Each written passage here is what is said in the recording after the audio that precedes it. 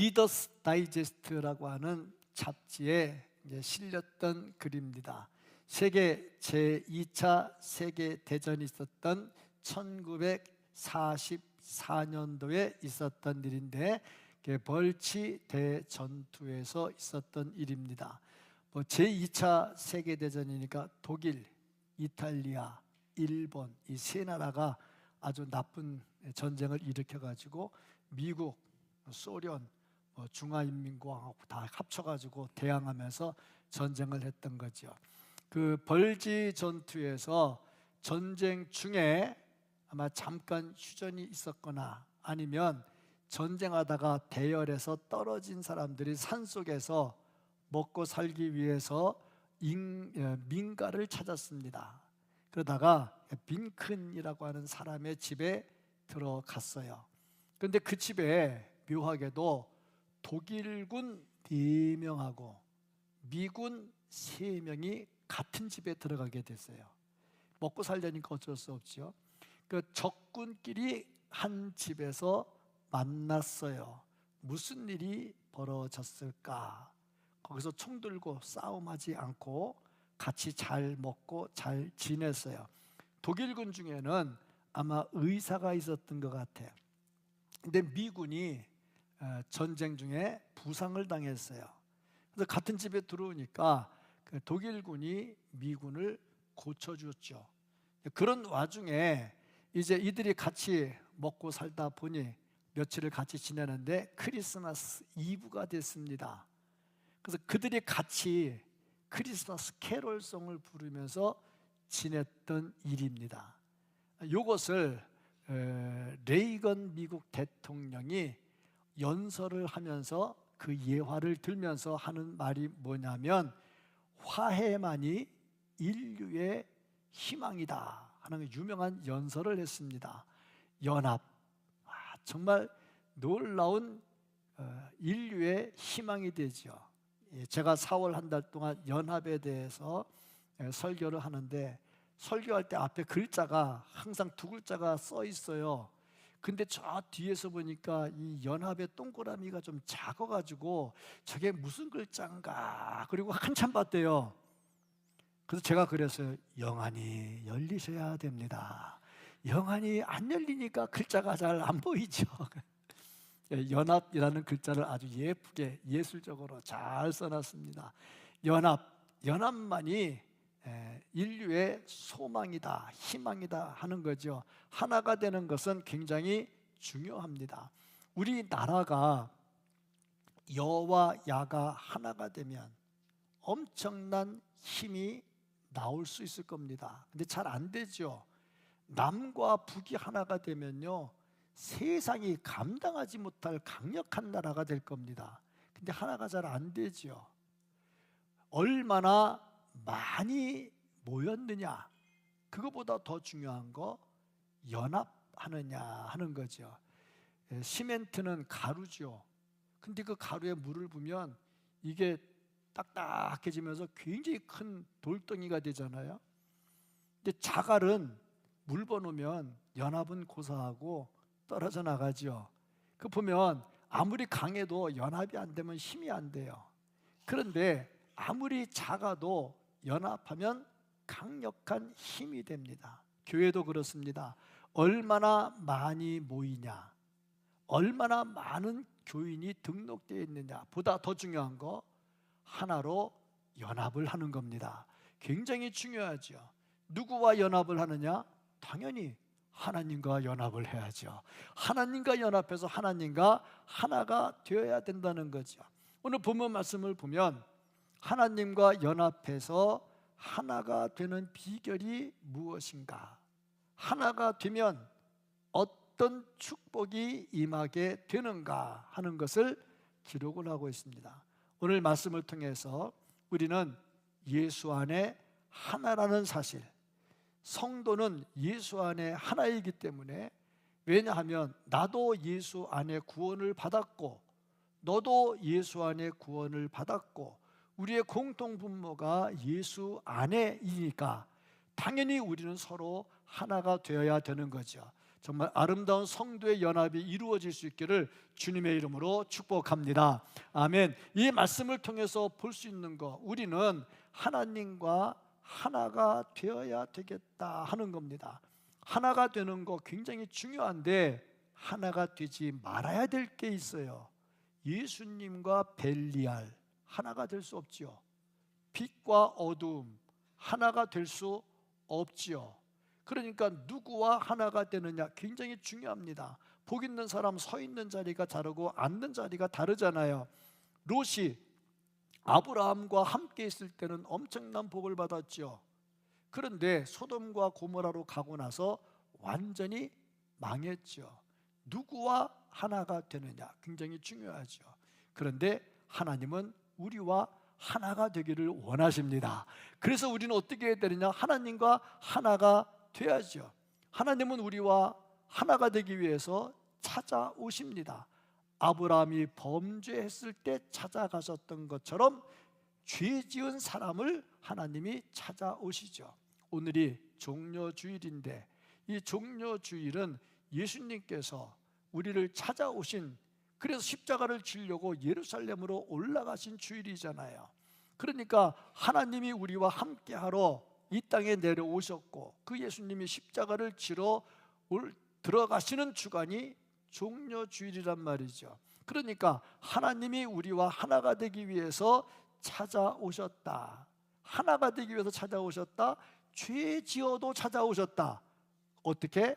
죄 지으면 때려서라도 올바로 고쳐가지고 하나가 되기를 원한다는 거죠. 나는요 아무리 죄를 지어도 하나님이 안 때려요. 나 죄 없는가 봐요. 그러지 말라고. 왜냐하면 성경은 그런 사람들을 뭐라고 그랬냐면 사생자라고 그랬어. 버린 거야. 하나님이 내버려 둔 거야. 내버려 둬가지고 나중에 심판 때 완전히 끝내버리려고 놔둔 거죠.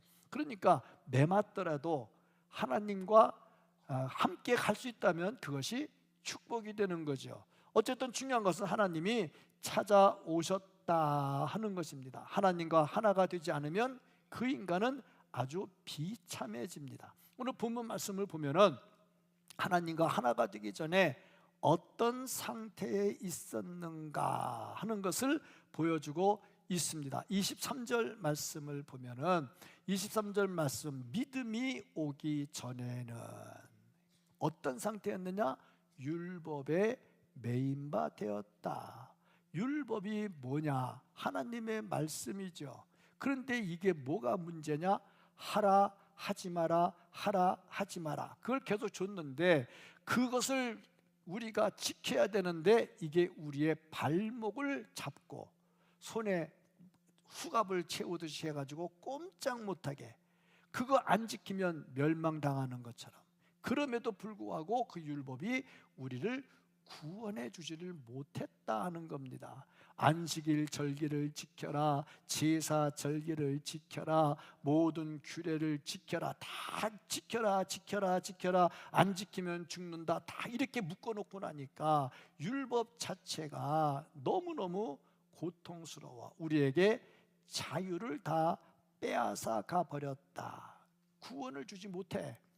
그러면 구원도 주지 못하는 율법을 왜 하나님이 주셨냐? 주지를 말든가. 왜 구원도 못 시키면서 주셨냐? 이유는 뭐냐면 율법은 우리가 죄인이라고 하는 것을 가르쳐 주기 위해서 주신 겁니다. 예를 들어서 살인하지 마라. 그러면 살인은 죄라는 것을 율법이 가르쳐 주는 거죠. 그거 없으면 살인이 죄인지 아닌지 모르잖아요. 이런 것도 있어요. 남자가 여자를 성폭행했다. 성폭행했는지 안 했는지 둘이 짠 건지 어떻게 아느냐. 근데 법이 있어요. 사람이 사는 동네에서는 성폭행이 안 된대. 여자가 소리 질러 버리니까. 그러니까 사람 사는 동네에서 문제가 생기면 여자가 성폭행 당했다 해도 그건 못 믿을 거라는 얘기지. 성경이 그렇게 돼 있어. 들판에서 그랬다. 그러면 그거는 성폭행인 거야. 소리 질러도 사람이 안 오니까. 이렇게 구체적으로 해가지고 이게 맞냐 틀리냐 해가지고 하다 보니까 너무너무 힘든 거야. 근데 구원을 주지를 못하지만 이것을 통해서 우리는 죄인이구나, 이거 못 지켜, 죄인이야. 그러면 우리가 어떻게 해야 되느냐? 이제 우리는 멸망할 수밖에 없어. 그럼 어떻게 해야 되는데? 그러니까 예수 믿어야지. 그러려고 율법을 줬다는 겁니다. 두 번째는 예수님만이 완전한 의인이라는 것을 가르쳐 주기 위해서다. 세상에 의인은 없습니다. 로마서 3장 10절 말씀을 보면 의인은 없나니 하나도 없으며, 그랬는데 예수님이 의인이다, 율법을 완전하게 이루신 분이다. 근데 우리는 이 율법의 무거운 짐에 눌려가지고 꼼짝 못하게 고통을 당하며 죄인으로 살 수밖에 없었다. 이것이 하나님과 하나가 되기 전에 우리의 모습이었다는 겁니다. 쉬운 말로 자유가 없이 그냥 예수 믿으면 자유와 기쁨이 있어야 되는데 꼼짝 못하게 묶여가지고 이래도 걸려 저래도 걸려 맨날 죄인처럼 살아야 됐다 하는 겁니다. 그런데 이제 우리가 하나님과 하나가 되었다 하는 겁니다. 그 비결이 뭐냐? 믿음입니다. 믿음을 통해서, 믿음이 온 후로 이제 율법은 뒷전으로 밀려나가게 됐죠. 그러면 믿음이 뭐냐? 우리 예수 믿는 사람들에게 믿음 얘기하면요 다 달라요. 어떤 사람은요 열심히 기도해가지고 병 고치면 믿음이 좋다고 그래요. 어떤 사람은요 교회 잘 나오면 믿음이 좋다고 그래요. 어떤 사람은요 성경을 많이 알면 믿음이 좋다고 그래요. 과연 믿음이 뭘까? 제가 믿음에 대해서 강의를 한 적이 있는데 그 강의를 하면서 깨달은 게 하나가 있어요. 믿음이 세 가지로 구분이 되더라고요. 첫 번째가 뭐냐면 우리에게 구원을 가져다 주는 믿음. 이게 있어야 구원을 받아요. 그게 뭐냐면 오직 예수님께서 십자가에 달려 돌아가심으로 우리의 죄를 다 용서하셨습니다. 그래서 예수 그리스도로 인해서 우리가 구원을 얻을 수 있습니다. 나 그 예수님을 믿습니다. 이게 믿음이고, 이게 구원받는 믿음이고, 이게 진짜 믿음이라 하는 거죠. 두 번째 믿음이 뭐냐면 지금 설명한 그 믿음은 아니지만 그래도 그 예수님께 가면은 좋은 일이 있겠다.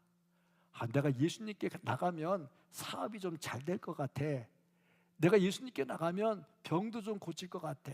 그래서 교회로 나올 수 있는 거, 요거 구원으로 나가는 믿음, 요것도 믿음이다. 그렇게 말하는 거죠.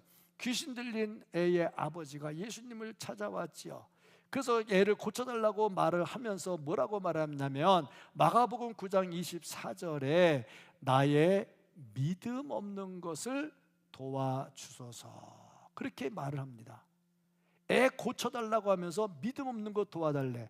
여기에 구원하고 무슨 상관이 있어요? 아무 상관없어요.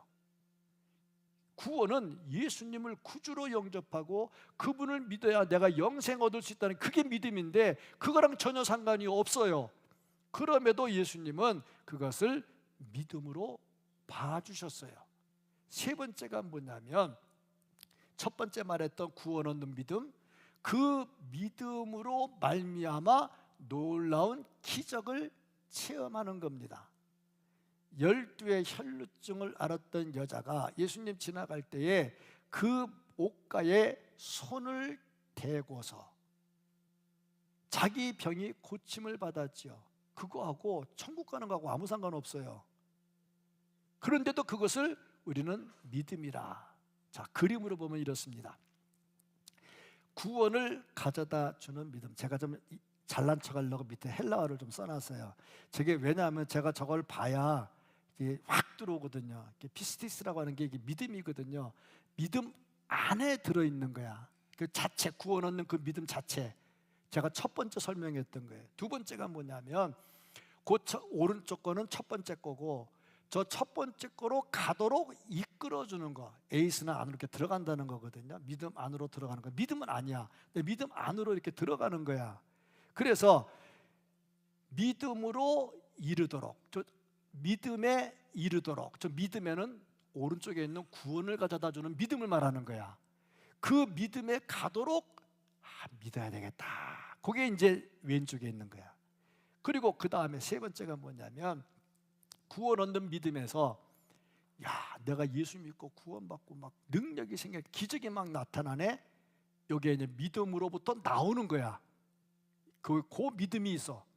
그래서 믿음이 오리지널이고 믿음으로 가도록 해주는 게 있고, 오리지널 믿음에서 또 나오는 게 있어. 다음 그림을 보면 이렇게 되어 있어요. 가운데 거가 제가 첫 번째 설명했던 거고, 왼쪽이 두 번째 거고, 오른쪽이 세 번째 겁니다. 그래서 진정한 믿음 가운데 거를 위해서 그것을 가도록 만들어 주는 거, 그리고 오리지널 믿음을 가지고 예수 안에 능력이 나타나서 저걸 통틀어서 빨갛게 다 해가지고 우리는 믿음이라 이렇게 말을 해. 그러니까 뭘 말하든 간에 중요한 건 가운데 게 있어야 구원이 되는 것이고, 우리는 왼쪽도 오른쪽도 다 믿음이라고 하고 통틀어서 다 믿음이라고 그러니까 누가 말할 때 다른 믿음 나랑 달라 그렇게 하지 말고, 저 사람은 왼쪽 거 말하는구나, 저 사람은 오른쪽 거 말하는구나, 저 사람은 가운데 거구나, 저 사람은 퉁이네. 그래야 빨리빨리 알아듣는단 말이죠. 그렇습니다. 이것을 우리가 하나님과 하나가 되었다 그렇게 말을 합니다. 25절 말씀을 보면요, 믿음이 온 후로는, 이전에는 율법이었어요. 율법은 행함입니다. 행함으로 구원을 말했어요. 근데 행함으로 구원이 될 수가 없어요.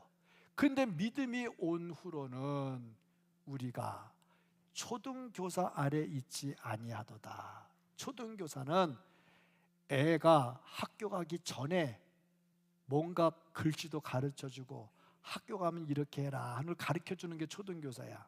그런데 애가 학교 가면 그게 이제 그 선생은 필요가 없어. 학교에서 다 가르쳐줘.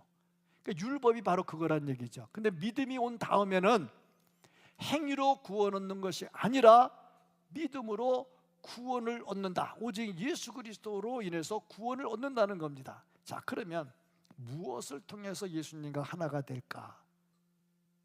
아까 믿음을 얘기했어요. 믿음으로 하나가 되는데, 그러면 무엇을 통해서 그것이 이루어질까? 그리고 보니 세례입니다.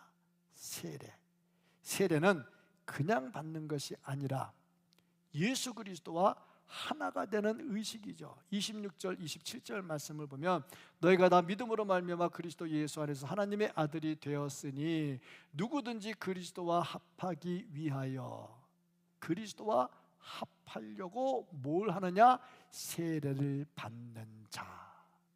그러니까 세례는 그냥 받는 게 아니고 그리스도와 합하려고 세례를 받는 거야. 그러면 그 사람은 어떻게 되느냐? 그리스도의 옷을 입은 게 돼.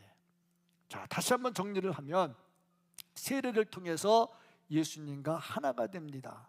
하나가 됐다는 것은 예수님이 십자가에 달려 돌아가실 때 나도 같이 십자가에서 죽는 겁니다.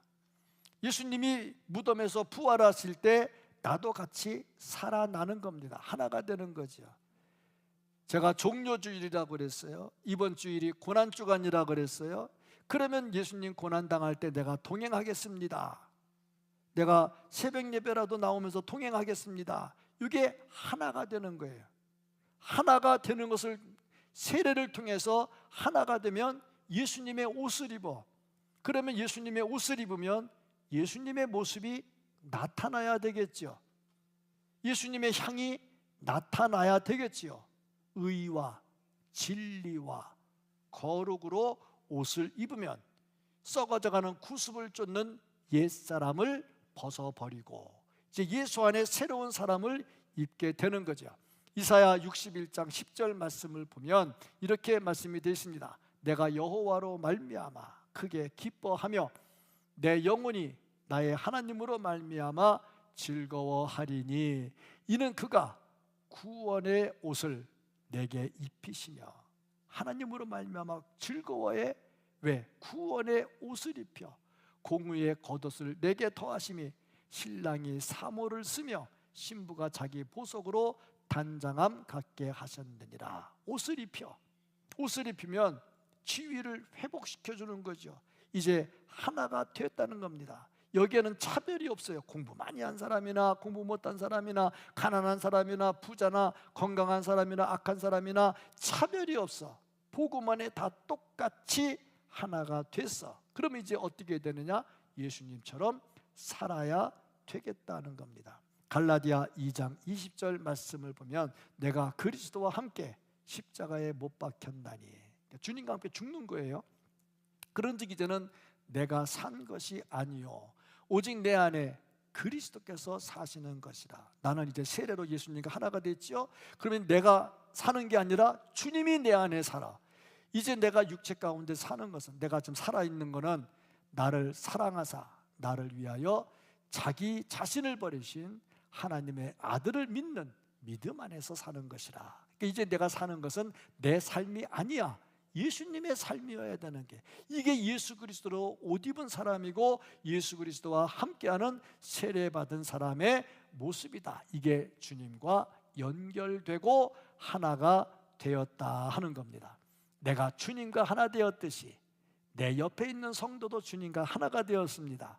그러므로 내 옆에 있는 성도와 나는 주 안에서 하나입니다. 이게 진정한 연합이요. 이런 교회가 능력이 나타나는 교회가 됩니다. 얼마나 많이 모였냐 보다 더 중요한 거 연합하는 겁니다. 예수 안에 연합하는 겁니다. 우리는 예수 안에 하나입니다. 세례를 통해서 믿음으로 하나가 되었습니다. 자, 그러면 하나가 되면 어떤 복이 임하게 될까? 하나가 되는 자에게 주는 복이 뭘까?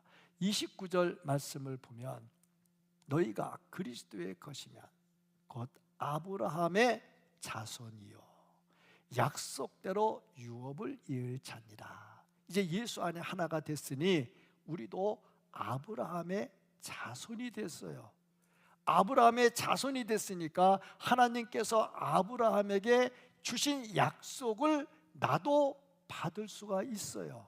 이제 우리는 이방인이 아니라 아브라함의 자손, 하나님의 자손이죠. 신분의 변화가 일어났어요. 자, 아브라함의 자손이 됐으니 아브라함이 받은 복을 우리도 같이 받아야 당연하죠. 왜? 자손인데 당연히 받아야 마땅하죠. 상속자가 됐다. 아브라함에게 주신 복이 뭐냐? 8절 9절 말씀을 보니까 이런 복을 아브라함에게 줬어. 그것은 우리도 이런 복을 받게 된다는 겁니다. 또 하나님이 이방을 믿음으로 말미암아 의로 정하실 것을 성경이 미리 알고 먼저 아브라함에게 복음을 전하되 모든 이방인이 너로 말미암아 복을 받으리라 하였느니라. 아브라함 때문에 복을 받아 무슨 복? 그러므로 믿음으로 말미암은 자는 믿음이 있는 아브라함과 함께 복을 받느니라. 아브라함과 함께 복을 받아. 어떤 복을 받을까? 첫째, 육적인 복을 받습니다. 창세기 12장 1절부터 3절까지 말씀을 보면 여호와께서 아브라함에게 이르시되 너는 너희 고향과 친척과 아비 집을 떠나 내가 내게 보여줄 땅으로 가라. 하나님께서 아브라함에게 떠나라고 말씀하시죠. 내가 너로 큰 민족을 이루고, 아브라함이 받은 복입니다. 큰 민족을 이루어요. 내게 복을 주어 내 이름을 창대하게 하리니. 이름이 창대해져. 너는 복이 될지라. 아예 복덩어리 자체가 되는 거야. 너를 축복하는 자에게 내가 복을 내리고 너를 저주하는 자에게 내가 저주하리니 땅의 모든 족속이 너로 말미암아 복을 얻을 것이라. 너로 말미암아 복을 얻을 것이라. 이게 아브라함이 받은 복이요. 이 복을 우리도 물려받을 수 있게 해주시겠다는 겁니다. 요한 3서 1장 2절에 이렇게 말하시죠. 사랑하는 자여 내 영혼이 잘됨 같이. 영혼이 잘되면 아브라함의 자손이 됐잖아요. 그러면 어떤 복이 임하느냐? 내가 범사에 잘되고, 할렐루야, 범사에 잘되고 강건하기를 내가 간구하노라. 강건해져. 범사가 잘되고 건강의 복이 임하게 되더라 하는 것입니다. 왜 하나님께서 이렇게 복을 주실까? 하나님의 자녀니까 누리고 살라고 주신 것이고, 또 우리가 이렇게 받아 누리면 하나님을 안 믿는 사람들이 보면서 야, 예수 믿으면 잘 된대. 야, 예수 믿는 사람 잘 되는 거 봐. 야, 저 집 애들 잘 되는 거 봐. 나도 교회 나가야 되겠네. 나도 예수 믿어야 되는데. 이렇게 되죠. 그래서 우리에게 복을 주신다 하는 것입니다.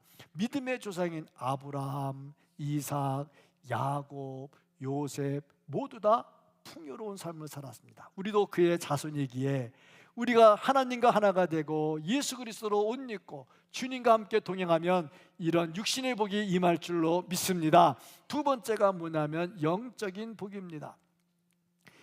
어떤 복이 임하게 되느냐, 14절 말씀을 보면 이는 그리스도 예수 안에서 아브라함의 복이 이방인에게 미치게 하고 또 우리로 하여금 믿음으로 말미암아 성령의 약속을 받게 하려 함이라.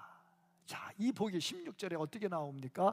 이 약속들은 아브라함과 그 자손에게 말씀하신 것인데 여럿을 가리켜 그 자손들이라 하지 아니하시고 오직 한 사람을 가리켜 내 자손이라 하셨으니 곧 그리스도라.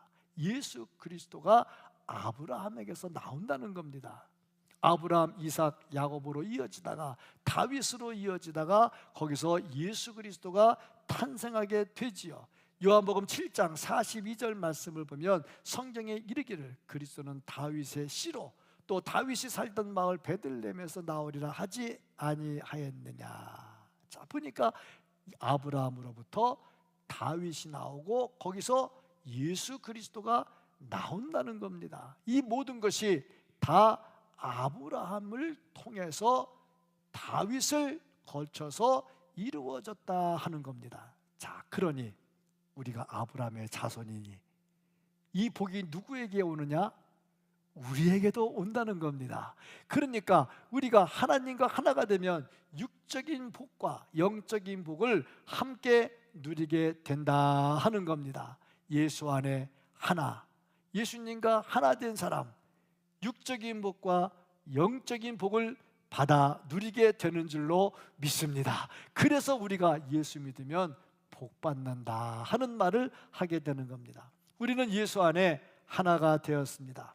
하나가 되기 위해서는 내 썩어져가는 구습을 쫓는 옛 모습을 벗어버리고 의로 예수 그리스도로 옷 입어야 됩니다. 정말 믿음의 반석 위에 하나로 굳게 서서 하나님께서 주시는 영의 복과 육의 복을 받아 누릴 수 있는 우리 모두가 될 수 있기를 예수님 이름으로 축복합니다. 아멘.